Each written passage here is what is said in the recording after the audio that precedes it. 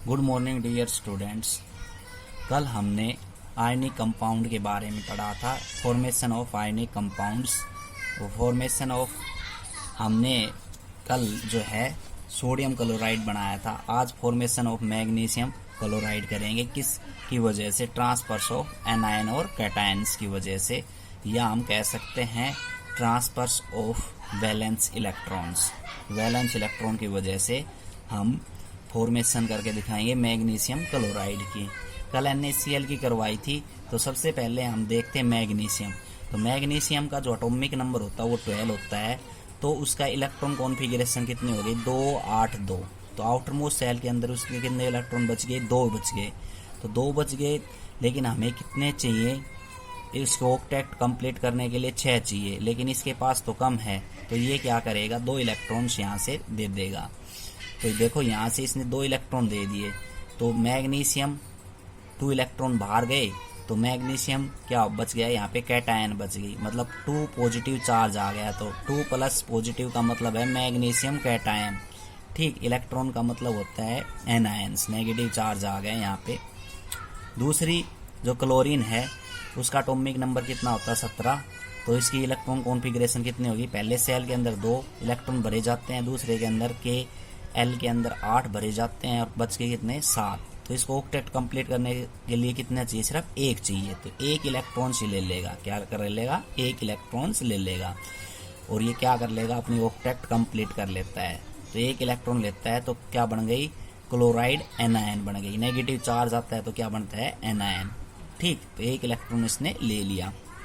अब दोनों मिलके आपस में शेयरिंग पेयरिंग ऑफ इलेक्ट्रॉन की वजह से मैग्नीशियम क्लोराइड कैसे बनाते हैं? तो Mg यहाँ पे, तो इसके आउटर मोस्ट सेल के अंदर कितने इलेक्ट्रॉन बताए मैंने? 2। तो 2 इलेक्ट्रॉन्स डॉट से भी हम शो कर सकते हैं और क्रॉस से भी शो कर सकते हैं। क्लोरीन के आउटर मोस्ट सेल के अंदर कितने इलेक्ट्रॉन है? 7। तो ये 7 इलेक्ट्रॉन यहाँ पे लगा दिए। ठीक, तो Cl2 ले लिया इसने, MgCl2। तो एक Cl और एक Cl। इसके आउटर मोस्ट सेल के अंदर भी कितने इलेक्ट्रॉन्स हैं? 7। तो एक मैग्नीशियम से ये ले लेगा और एक मैग्नीशियम से ये ले लेगा, और अपनी ऑक्टेट कंप्लीट कर लेगा। 8 इसके पास क्या हो जाएंगे? 8। ठीक, क्लोरीन से 7 शेयर कर लिए, मैग्नीशियम के पास भी कितने हुए? 8, और इससे ये कर लेगा, इससे भी इसके पास कितने हुए? 8। तो मैग्नीशियम क्लोराइड की फॉर्मेशन हो गई 1 इलेक्ट्रॉन्स मैग्नीशियम से लेने। तो इसको बोलते हैं sharing pairing of the electrons. तो फॉर्मेशन हो गई मैग्नीशियम क्लोराइड की। The compound formed in the manner by transfers of electron from a metal to non-metal are known as ionic compound.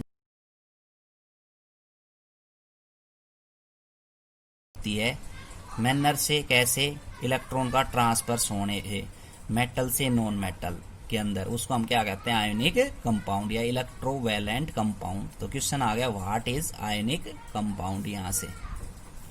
तो transfers of electrons from metal to a non metals, metal से non metal की तरफ हम क्या करते हैं? Electron का transverse एक सही ढंग से मैनर के अंदर कंपाउंड की फॉर्मेशन करने के लिए, उसको हम इलेक्ट्रोवैलेंट कंपाउंड कहते हैं। तो यहाँ पे हमने किसकी फॉर्मेशन की?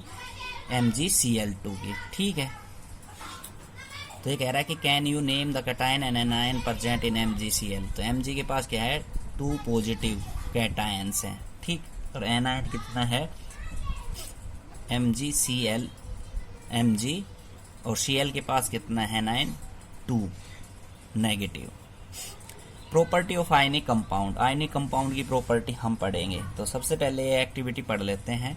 Take a sample sodium chloride potassium iodides. एक सैंपल लेते हैं पोटेशियम सोडियम क्लोराइड का, NaCl का, और पोटासियम आयोडाइड का, बेरियम क्लोराइड और any other salt from the science laboratory. Science laboratory के अंदर ये हम कोई भी साल्ट लेते हैं। तो what is the physical state of this salt? तो उनकी क्या फिजिकल स्टेट है? प्रॉपर्टी जैसे मैंने मेटल्स की बताई थी फिजिकली, वैसे इन साल्ट की फिजिकल स्टेट क्या है? Take a small amount of sample on metal spatula and heat directly on the flames, repeat the other samples. हम इस स्पैटुला मतलब एक चम्मच टाइप की होती है, उसके अंदर थोड़ा सा साल्ट लेके और डायरेक्ट बर्नर के ऊपर रखते हैं, तो हम देखते हैं क्या ऑब्जर्व होता है। ऐसे अलग अलग सैंपल लेते हैं। ठीक है, try to dissolve the sample in water. कई बार हम क्या करें, उन साल्ट को लेके वाटर में डिजोल्व कर दे, पेट्रोल में डिजोल्व कर दे, केरोसिन में डिजोल्व कर दें, तो उससे क्या पता चलेगा कि वो सोल्यूबल है कि सोल्यूबल नहीं है। बर्न करते हैं तो वो आसानी से बर्न हो जाते हैं कि नहीं हो जाते, मेल्ट करते हैं तो आसानी से मेल्ट होते हैं कि नहीं होते। अलग अलग कंपाउंड के अंदर ये एक्टिविटी के माध्यम से ये कहना चाहता है कि अगर इस सैंपल की सहायता से अगर हम उनको बर्न करें तो आसानी से बर्न हो जाएंगे, तो उनका मेल्टिंग पॉइंट कम है, नहीं होंगे तो मेल्टिंग पॉइंट ज़्यादा है, हीटिंग इफेक्ट कैसा है, उनका वाटर के अंदर डिजोल्व होते हैं कि नहीं होते, ये सारी बातें हैं। ठीक है, तो यहाँ पे क्या है, testing of conducting of salt solution. Salt solution की हम क्या कर रहे हैं, टेस्टिंग। तो एक साल्ट सॉल्यूशन हमने ले लिया टेस्ट के लिए, कोई भी साल्ट सॉल्यूशन, और ये ग्रेफाइट की 2 रोड लगा दी और एक बिक्कर लिया, उस बिक्कर के अंदर साल्ट सॉल्यूशन रखा है और इसको एक बैटरी के साथ कनेक्ट कर दिया और बीच में बल्ब लगा दिया। ठीक है, तो जैसे ही साल्ट सॉल्यूशन के अंदर हम की को क्लोज करते हैं यहाँ से स्विच को, तो जैसे ही करंट यहाँ से जाएगा बैटरी में से और बल्ब ग्लो करेगा। इसका मतलब क्या है कि वाटर के अंदर भी आयंस प्रेजेंट होती हैं और आयंस की वजह से इनके अंदर बल्ब ग्लो हो गया, तो जो हमारी टेस्टिंग है कंडक्टिंग की साल्ट सॉल्यूशन की वो एकदम सही है। इससे क्या पता चला, इससे ये पता चला कि वाटर क्या है, बेस्ट कंडक्टर ऑफ हीट या इलेक्ट्रिक एनर्जी या कह सकते हैं करंट। तो वाटर में आयंस प्रेजेंट होने की वजह से क्या हो जाता है कि करंट कंडक्ट हो जाता है। Melting and boiling point some ionic compound, कुछ के मेल्टिंग बॉइलिंग पॉइंट, जैसे हमने ये एक्टिविटी पढ़ी तो उसके आधार पर देख, सोडियम क्लोराइड है, मेल्टिंग पॉइंट 1074 केल्विन है इसका, बॉइलिंग पॉइंट 1686 है। ठीक है, ऐसे ही LiCl है, लिथियम क्लोराइड 887, 1600, कैल्शियम क्लोराइड 1045, 1900। तो इस प्रकार हम देख रहे हैं कि किसी का जो मेल्टिंग पॉइंट अलग है, किसी का बॉइलिंग पॉइंट अलग है। तो अलग अलग जो आयनिक कंपाउंड्स होते हैं उनका मेल्टिंग और बॉइलिंग पॉइंट अलग अलग होते हैं, तो उनकी फिजिकल प्रॉपर्टी भी क्या होगी, अलग अलग हो गई। तो you can observe the following general property of ionic compound. तो आयनिक कंपाउंड की हम जनरल प्रॉपर्टी पढ़ते हैं। तो फर्स्ट है physical nature, ionic compound are solid, ये क्वेश्चन याद करना है आपको। Ionic compounds are solid and somewhat hard because of the strong force of attraction between the positive and negative ions। देखो फिजिकल स्टेट के हिसाब से, फिजिकल प्रॉपर्टी के हिसाब से आयनिक कंपाउंड्स सॉलिड होते हैं। कैसे होते हैं, सॉलिड। सॉलिड क्यों होते हैं, क्योंकि उनके बीच के अंदर जो आपस में मॉलिक्यूल्स का या पॉजिटिव आयंस और नेगेटिव आयंस का की वजह से स्ट्रॉन्ग फोर्स लगता है उनके बीच के अंदर, इसलिए वो क्या होते हैं, सॉलिड होते हैं। These compound are generally brittle and break into piece with pressure is applied. अगर हम प्रेशर अप्लाई करेंगे तो वो आसानी से टूट सकते हैं, आसानी से क्या हो सकते हैं, टूट सकते हैं। तो एक प्रॉपर्टी है उसकी, आयनिक कंपाउंड क्या होते हैं, सॉलिड होते हैं और कई जगह हार्ड होते हैं।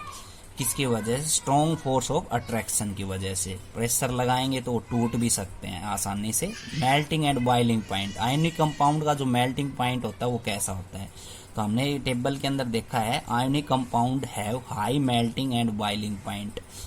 इनका मेल्टिंग और बॉइलिंग पॉइंट क्या होता है, हाई होता है, जैसे 1000 केल्विन हमने देखा। This is because considerable amount of energy required to break strong interionic attraction. देखो जो ये कह रहा है कि ये हार्ड होते हैं तो इनके बीच में फोर्स ऑफ अट्रैक्शन क्या रहता है, बहुत ज्यादा रहता है। तो इस फोर्स ऑफ अट्रैक्शन को तोड़ने के लिए बहुत ज़्यादा हीट की हमें ज़रूरत पड़ेगी, तभी ये आपस में टूट पाएंगे। इसलिए इनका मेल्टिंग पॉइंट क्या होता है और बॉइलिंग पॉइंट हाई होता है। Solubility, electrovalent compounds are generally soluble in water and insoluble in solvent such as kerosene, petrol. Solubility के आधार पे क्या कह रहा है कि इलेक्ट्रोवैलेंट जो कंपाउंड्स होते हैं वो कैसे होते हैं, सोल्यूबल वाटर के अंदर लेकिन इनसोल्यूबल सोलवेंट के अंदर होते हैं। जैसे एग्जांपल है केरोसिन, पेट्रोल, जो वाटर के अंदर तो डिजोल्व हो जाएंगे लेकिन जैसे केरोसिन पेट्रोल के अंदर डिजोल्व नहीं होंगे। कंडक्शन ऑफ इलेक्ट्रिसिटी हमने एक्टिविटी के अंदर पढ़ी है। The conduction of electricity through a soluble involve movement of charge particle. Electricity किसकी वजह से होता है, चार्ज पार्टिकल के मूवमेंट की वजह से होता है। तो a solution of ionic compound in water contain ions which move to the opposite electrodes when the electricity pass through the solution. तो इस सॉल्यूशन के अंदर जो आयनिक कंपाउंड होते हैं वो रिस्पॉन्सिबल होते हैं करंट के लिए, तो वो अपोजिट इलेक्ट्रोड में इलेक्ट्रिसिटी पास करवाते हैं सॉल्यूशन के अंदर। आयनिक compound in the solid state do not conduct electricity. Ionic compound है वो सॉलिड स्टेट के अंदर इलेक्ट्रिसिटी कंडक्ट नहीं करते, because movement of ion in the solid is not possible due to their rigid structure. Rigid structure होने की वजह से, उसके हार्ड स्ट्रक्चर होने की वजह से वो आयंस का मूवमेंट नहीं करवा पाते, इसलिए आयनिक कंपाउंड सॉलिड स्टेट के अंदर इलेक्ट्रिसिटी कंडक्ट नहीं करते। But ionic compound conduct electricity in molten state. लेकिन मोल्टन स्टेट के अंदर आयनिक कंपाउंड इलेक्ट्रिसिटी क्या करते हैं, कंडक्ट करते हैं। This is possible in molten state since the electrostatic force of attraction between the oppositely charge ions overcomes due to heat. तो heating effect की वजह से क्या होता है कि मोल्टन स्टेट के अंदर जो इलेक्ट्रोस्टैटिक फोर्स ऑफ अट्रैक्शन है अपोजिटली चार्ज आयंस का, वो क्या हो जाता है मोल्टन स्टेट के अंदर इलेक्ट्रिसिटी कंडक्ट के लिए पॉसिबल हो जाता है। दस ions move freely and conduct electricity, और जिसकी वजह से आयंस क्या होते हैं, मूव करना शुरू कर देती है मोल्टन स्टेट के अंदर और इलेक्ट्रिसिटी कंडक्ट करते हैं। तो आज के लिए इतना ही, कल यहाँ पे अकरेंस ऑफ मेटल्स पढ़ाएंगे। Thank you.